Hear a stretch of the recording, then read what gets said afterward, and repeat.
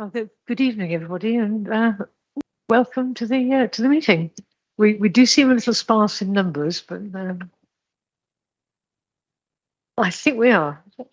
Yeah, yes, I'm reliably informed we are quorate, so no problem. Thank you. I was just welcoming everybody, so it's very good timing. Can I ask, do we have any apologies for the meeting? No. Right, thank you. I thought Chris Johnson was ill. I think he is, but is he attending online? He will try and join online. Thank you. Do I have any declarations of interest? Oh, sorry. I'm sorry, I'm leaping ahead of myself. Before we do that, it's the confirm the minutes of the previous meeting held on the 18th of July. That's pages 5 to 8. So everybody had a chance to have a look at them. Any questions, corrections? No, am I okay to sign those then? Do we need to have a... Is everybody happy? And could you raise your hands to show? Right, thank you. So that's everybody. That's carried. So do I just sign these at the bottom?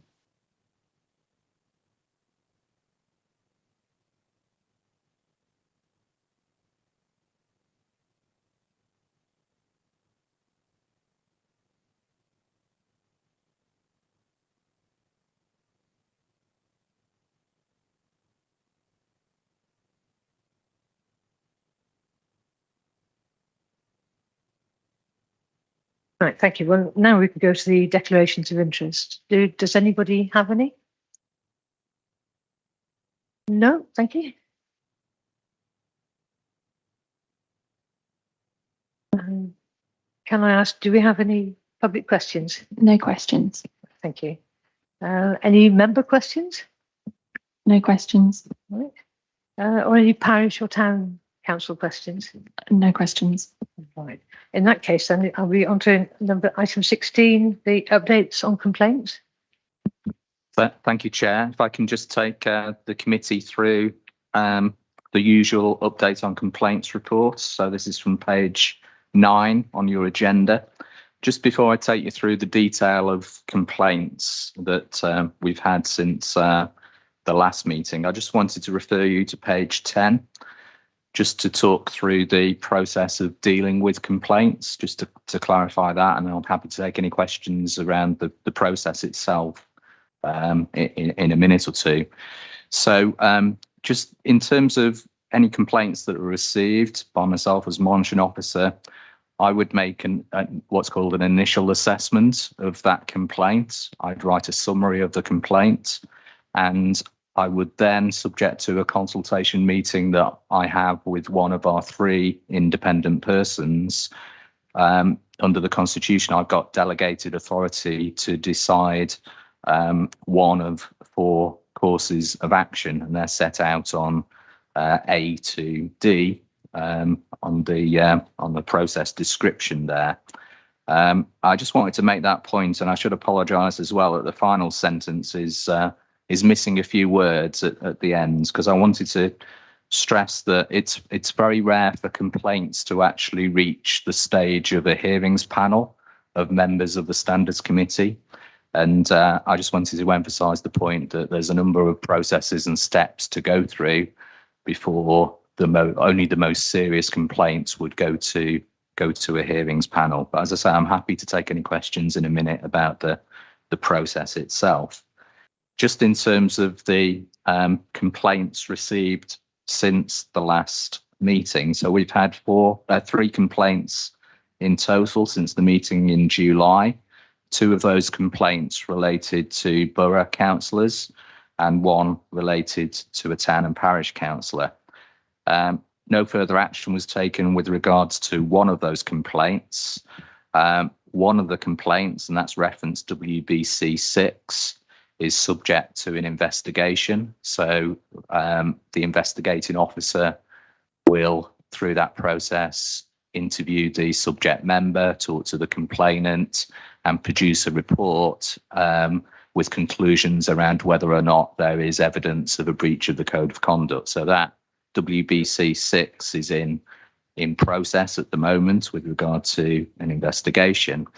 It says in the report that I'll give you a verbal update this evening about WBC 5.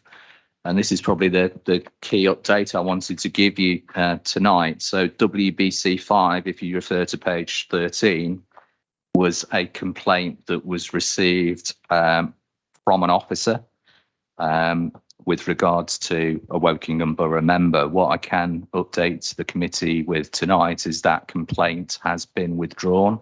It was withdrawn last week. So in terms of the code of conduct process, that is the end of the matter with regard to that. What I would say is that there's probably some lessons to be learned, if I could put it like that, in terms of the process. It is very unusual for officers to submit complaints against members. I can't recall in my tenure as monitoring officer having any complaints from officers. So as I say, it's very unusual. And one of the things that I'd like to do is bring a more detailed report back to the committee in terms of how we might improve processes, particularly where it's regarding relationships between officers and members. It's really important that those relationships are sound and constructive, and that both members and officers recognise their respective roles. So I think it would be useful for this committee to look at what improvements there might be that we could introduce into the process. And just to give you one example this evening, when I spoke to one of our independent persons about this particular complaint, it was suggested that maybe the independent persons themselves would have a role to play before we even got to a formal complaints process, so almost a pre-complaints process with a independent person, perhaps to act as an arbitrator, mediator, where there are difficulties in the relationship between the officer and member. But I will bring that back with your permission, Chair, to a future meeting. The only other thing I'd say about the complaints that you've got in front of you this evening, you'll see on the report we've got some reds. We have made some improvements in terms of the timeliness of dealing with complaints, but I think it's still very much a sort of work in progress. We need to balance dealing with complaints with other workloads that officers have. But I'm sure as a committee you'll want to keep a close oversight as to how each of those complaints are being dealt with as we move forward in the future. Thank you, Chair. I'll stop there and happy to take any questions. Councillor Akhtar. Thank you. Thank you so much for that presentation and explanation. I think from the question I had was, is there sort of some sort of SOPs or standard operating procedure between if there's a most serious offence, because there's obviously a scale between, let's say, a spurious complaint all the way up to, you know, something that could be the most extreme. Is there any sort of differentiator in terms of how you deal with those depending on the seriousness of those complaints? Yes, in the code of conduct itself, it sets out some criteria in terms of to give some evaluation in terms of the seriousness, but obviously every case is different. What I would say, and I think I said this at the previous meeting, is that the vast majority of complaints that we receive are concluded as no breach. That's not to trivialise those complaints, because the complainant has obviously taken the time and feels suitably aggrieved to submit the complaint. But as I say, the majority are very low level complaints. And I think if you look at the table on page 13, you'll see for the first 6 months of the year, a relatively small number of complaints overall that the council has received, either about borough councillors or town and parish councillors. So I just wanted to sort of put that into context. Thank you. Any further questions, please? Oh, Sally? Sorry, Councillor Gurney. Thank you. Can you hear me okay? Yes, we can. I was a little surprised that we didn't have. I don't think we've had a completion update on some of the historic complaints from our previous meeting. There was a long-term outstanding town council. I think it was Woodley Town Council set of complaints where the councillor was not responding or cooperating with the process. Could I ask what the eventual outcome of those was, please? Yeah, thanks for that question. So this is a very topical issue, and the matter was raised at the Borough Council meeting on Thursday evening in terms of those outstanding Woodley complaints. What I would say in this through the chair, I will be writing to Woodley Town Council this week to give an update on what is half a dozen complaints, quite historic in some cases. They go back to 2020. As I said at the last meeting, they've been very difficult to resolve in the sense of a relative lack of cooperation from the councillors concerned. What I would say in terms of trying to put that into context for you is that the majority of all of those historic complaints relate to just 2 councillors at Woodley Town Council. So it isn't about 6 separate councillors, but it has been very difficult to engage with those councillors. What I'm proposing with Woodley Town Council is to look to see how I can support the clerk and the officers there in terms of updating their code of conduct. I know they're going through that process at the moment, like the Borough Council did last year, to bring their code of conduct in line with the LGA model code. And I'll be working with the clerk and officers to see what further training we may do. But I appreciate that's perhaps not a sort of fully satisfactory answer to the question that you posed there. I think there's still some work to do, but I will make sure through the chair that members of this committee are given a fuller answer in terms of each of those individual complaints that, as I say, do go back some time now. Oh, thank you. Can I just ask there, it wouldn't be too easy to put any sort of timescale on that, I imagine. I think I would say the majority of those complaints now are closed, but there is a communication that needs to be done both with the complainants and with Woodley Town Council as a whole to close those complaints off, and that's one of the actions arising from our council meeting, the Borough Council's meeting last week. So I would expect within days to be able to give this committee and Woodley Town Council more information around the outcome of those complaints. Well, thank you. Any further questions? Councillor Mather. Thank you, Chair. I think, Andrew, you're talking about some slight changes to the process in terms of preliminary analysis with one of the outside parties. I was looking at this Woodley Town scenario that we've seen, which is very long standing, and there were some comments being made in the Borough Council meeting that the process doesn't have enough teeth. Are we sure that the process has got enough teeth, or do we need to revisit the process? I know you said Woodley Town Council are revisiting their process to align better with LGA best practice, but is there any further changes you envisage? And let me state at the start before you answer. One of the things I think that this committee, should be willing to offer is to support part of that process. What am I saying? If we have a councillor who is refusing to communicate, is refusing to acknowledge or communicate on email or whatever, then shouldn't we force them or command them to come in front of a committee like this committee and go through the issue in in a face-to-face way, shouldn't that be an option? Yes, it's a really good question. What I would say is that I think the whole system relies on the cooperation or the relative cooperation of councillors.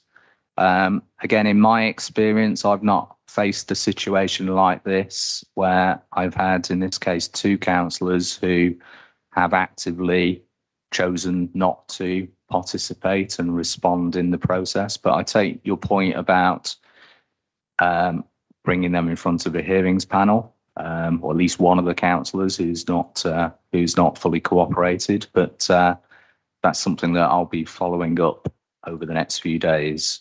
But I think, as you can probably see, I'm struggling to sort of think of what further actions can be taken in the particular circumstances.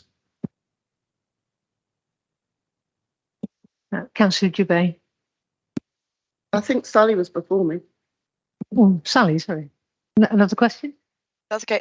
Yes, we did talk about the updating the process to go ahead, and if councillors don't cooperate or respond, to assess the complaint on the information that we have, and to determine a breach or no breach with that information. Is that something that we are still progressing, and is that something that we can do? Because if people aren't responding and they're 2 years old, then they should just be treated as not wanting to comment.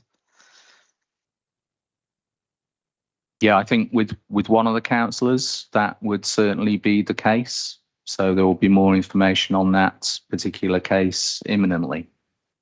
But what I'm saying is, can we put that into the formal process so that it's documented that if somebody chooses to not engage with the process, then the process will be continued as though that is an active choice on their behalf? Because the purpose of this is to inform residents that if a breach has been found, that there is somebody that, someone who's representing them has breached the code of conduct. So just leaving it for 2 years doesn't really seem useful to the residents in that regard. So appreciate there may not be something we can do with existing ones, but is that something that can go into the process and the code of conduct for future? Yes, I believe that is the case. Can I just add here, though, if this is a very rare case, could I just ask advice? Is the process that we currently have clear on the way forward? I think that as I say, it is a very exceptional circumstance that I faced with the Woodley complaint. So what I would say as well is that the complaints have all come either from an officer or from a fellow councillor at Woodley. So this isn't the public complaining. This is other councillors and one of the officers at the council as well. Right, thank you. Any further questions? Councillor Dubé.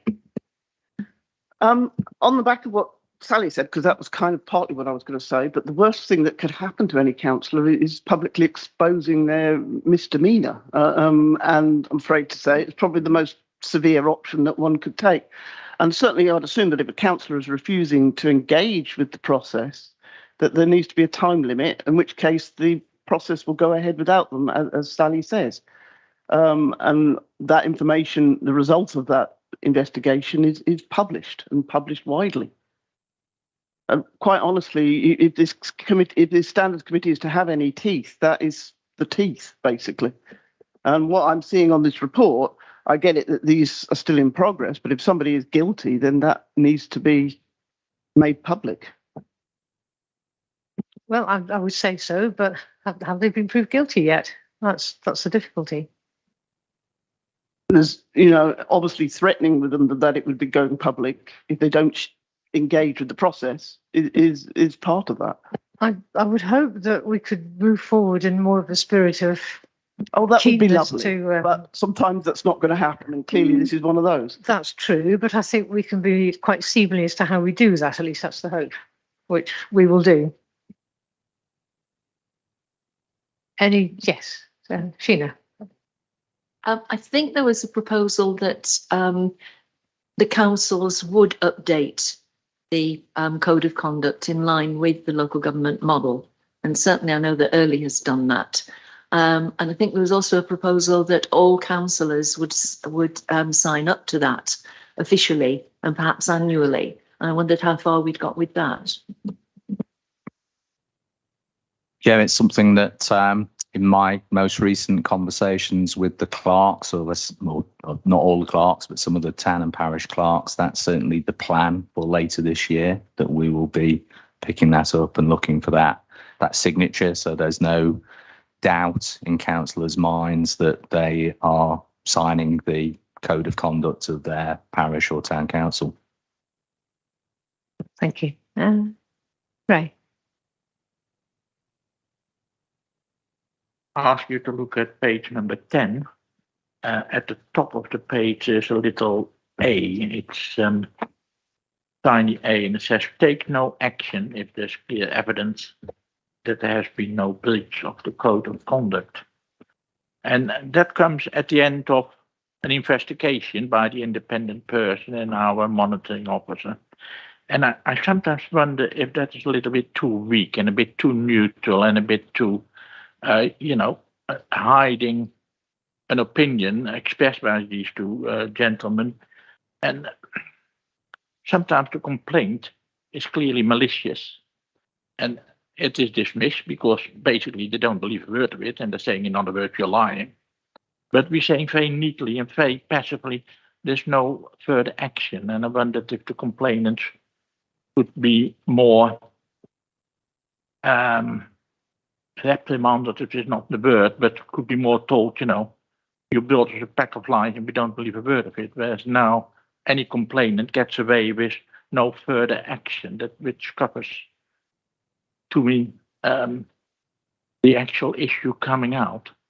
And I don't know how to change the wording, because I know it covers so many things that it's not easy to change it. But I wonder if we can think about making that wording a bit stronger, if there's a reason to say, basically, you're lying to us and we don't believe a word of what you're saying. Is there any way in which we could tighten up on that? I'm not asking an opinion at the moment, but the monitoring officer saying is going to have a look at the code of conduct later in the year, and there you are. Okay, yeah, thanks for that. That's another good question.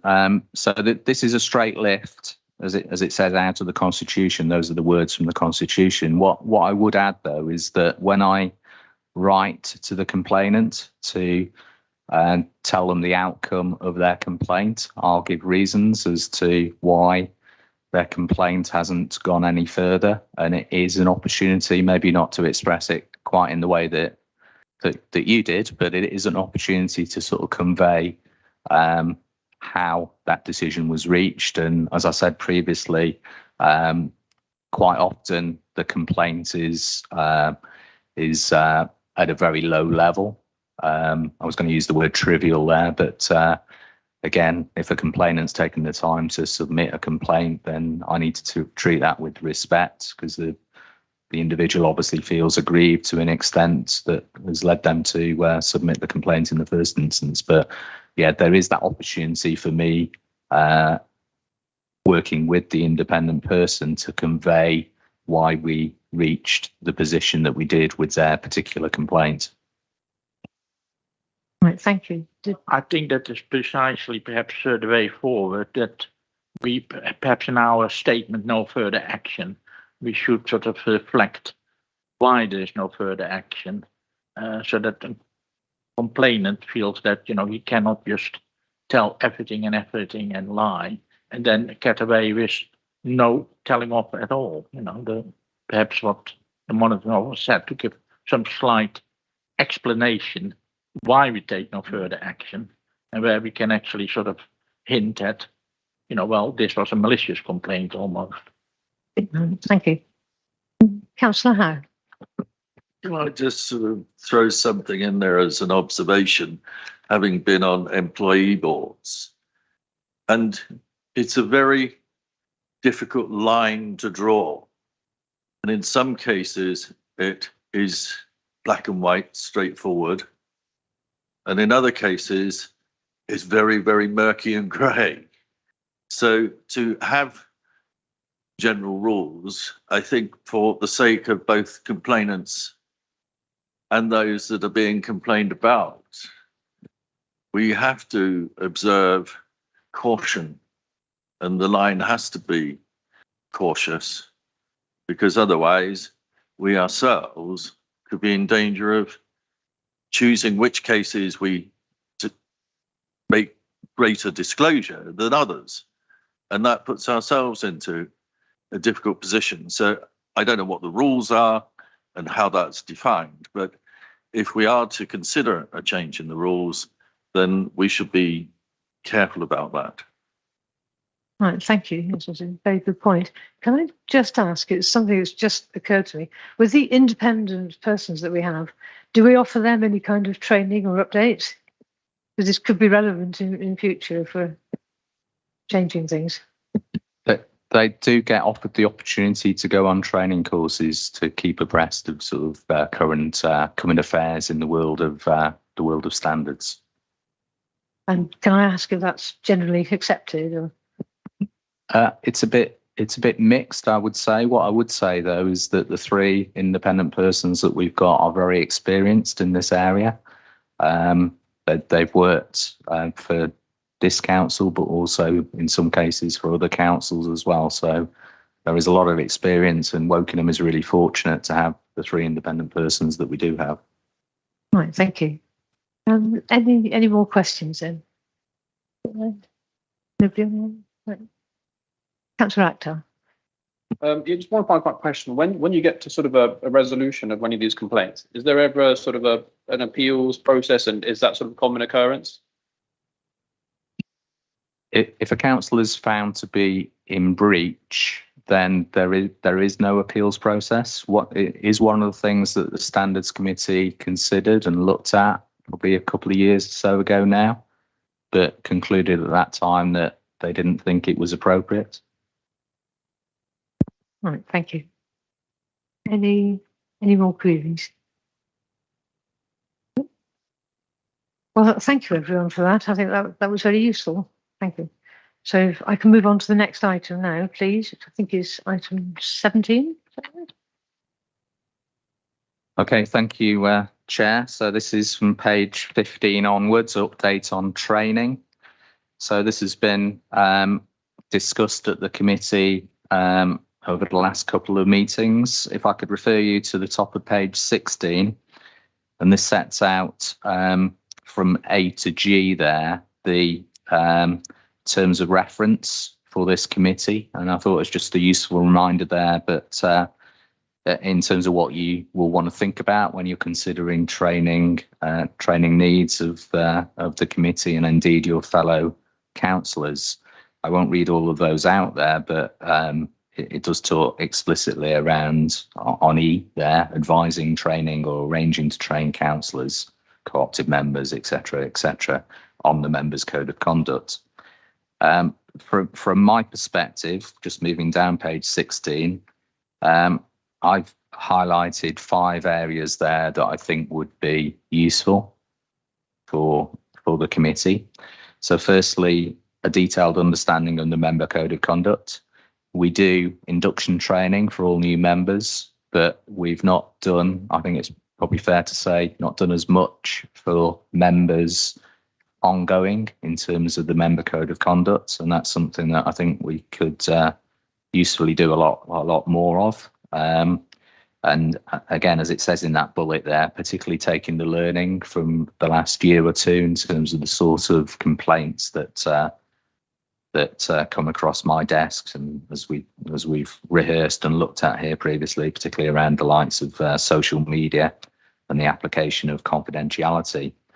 Then secondly, and I guess I did a little bit of this tonight, but knowledge around the processes of how we deal with complaints in the borough, and maybe exploring in a little bit more depth the role of the independent persons. And maybe useful for you to get one of the independent persons along to one of these committees in the future, and you can talk to them directly and get their perspective on the work that they do.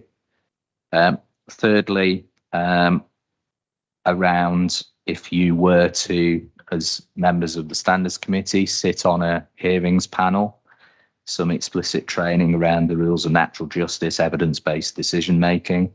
Again, we have very few hearings panels in Wokingham, but I think that explicit need for some training would be useful in preparation for any future hearings. Fourthly, knowledge of the member officer protocol. So this really sits with the member code of conduct, and as I've said earlier, it describes what good relationships between members and officers look like, what the respective roles are. I think again that there's an important piece of work around that for this committee to consider, both in terms of promoting the existing member officer protocol, but looking at how you might seek to improve that in the future. And then finally, knowledge of other codes of conduct and procedures. So I pick out a couple of examples there. Whistleblowing policy, which is, as you'll see, within the remit of this committee, and also officer code of conduct. And again, just going back to the complaint that we looked at in the last item, where there's a member code of conduct complaint from an officer. Officers also have their code of conduct as well. So making sure that there's a broad understanding of the two codes and how they complement each other and how they work in practice, I think would be useful.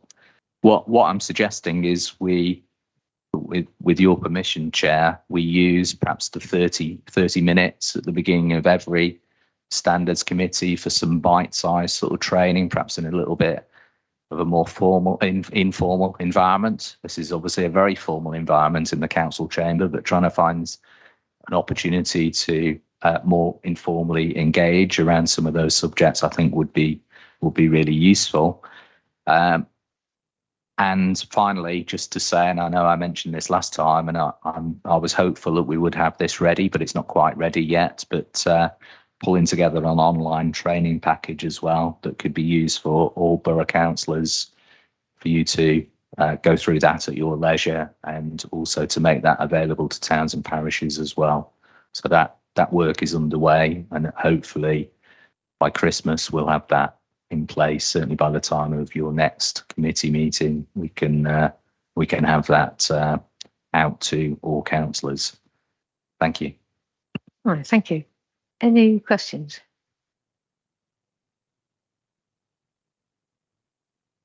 Councillor Akhtar. Yeah, no, really welcome the online training. I think that'd be really, really useful for members. And just more of a side point that I think it'd be great to sort of look at. I think if we look at the code of conduct and just the general way things have changed over the last few years, I think sort of looking at social media side, and that'd be quite good to emphasise as well. If we could look at that, so I think it gets more and more difficult for members and all of us here, and those aren't that. At what point constitutes valid criticism versus something which might be seen as not quite the right thing to post social media, or commenting vice versa. So maybe sort of incorporating that training could be useful. Yeah, very much so. Thank you. Any further questions? No. Can I just take this opportunity then to ask everybody here and Sally online what the general feeling is about the offer at future meetings that we have some training? Broadly positive? Dare we stick our hands up? I'm going to be positive about it, but I have been here probably longer than most of these guys. But yes. Oh, that sounds good, especially if it's perhaps in a slightly more informal nature. I think that sounds a very positive way forward. So I think we've all agreed to go along with that. Thank you. I think if I've got my paperwork in order, the next item is anything considered important. But I think before we come on to that, if I may, I'd just like to say, in that spirit of informality, I do realise just how much work is done behind the scenes by the officers. And I just wanted to put on record that I do appreciate that and recognise all the hard work done. Thank you. And I don't think I've got any urgent matters. Dare I ask if anybody else wants to mention any? No? And I think I would thank everybody for coming. and perhaps close the meeting. Thank you.